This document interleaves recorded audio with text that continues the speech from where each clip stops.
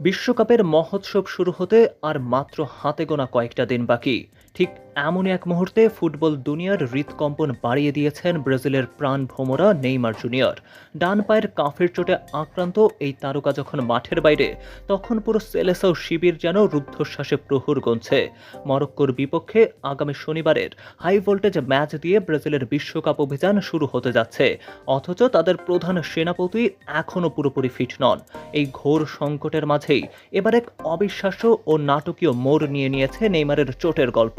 নিজের চোট সারাতে মাঠের এই জাদুকর এবার শরণাপন্ন হয়েছেন খোদ মহাকাশ গবেষণা বিজ্ঞানের।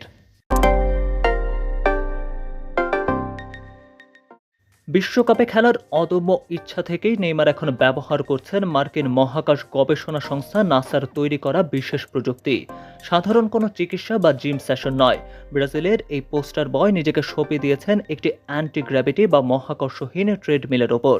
নাসার প্রকৌশলীদের আবিষ্কৃত এই বিশেষ প্রযুক্তির কল্যাণে নেইমার এমন এক কৃত্রিম পরিবেশে দৌড়াতে পারছেন, যেখানে তার শরীরের ওজন এবং পায়ের ওপর অভিকর্ষজ বলের চাপ অনেকটাই কমে যায়।